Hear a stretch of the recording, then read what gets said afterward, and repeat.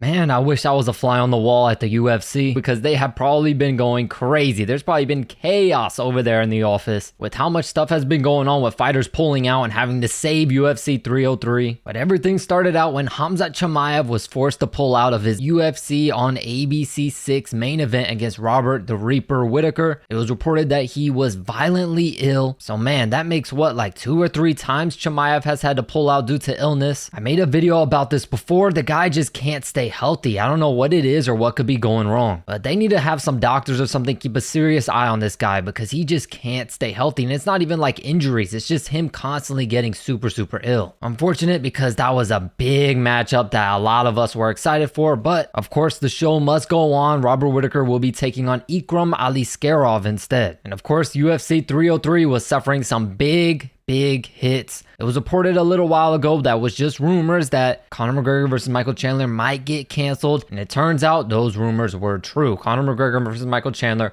was pulled from UFC 303, not completely canceled. It has been postponed.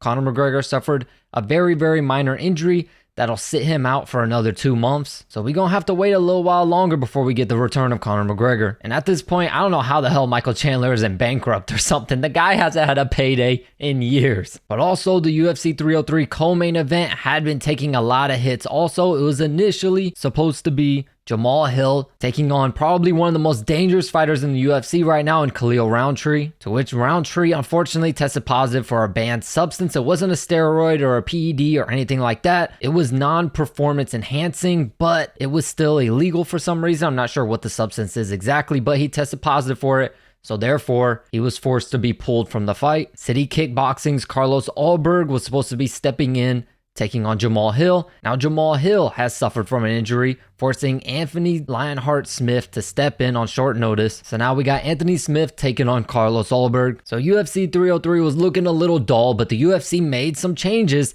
that completely saved the card in my opinion. So first they added Diego Lopez, and he will be taking on Brian Ortega. Diego Lopez always entertaining. He has been on a tear since joining the UFC, and Brian Ortega's coming off of that come behind victory over Yair Rodriguez. This should be a very fun matchup. And as for the main event, this is actually crazy that the UFC was able to do this on just a couple weeks notice. It is the rematch between Alex Pereira and Yuri Prochazka. Seriously, props to both guys because this is such a dangerous freaking fight. Alex Pereira, to be honest, has everything to lose in this fight. He's already knocked this guy out. So Alex Pereira taking this fight on short notice like this is kind of freaking insane. Whereas for Yuri Prochazka, I could easily see why he would take this opportunity on short notice. He's got everything to gain. If he loses to Pereira, he already lost to him anyways. And if he beats Pereira, not only does he get that loss back, but also becomes the new light heavyweight champion of the world again. I don't think there's any fight they could have made that would have been as big as McGregor versus Chandler.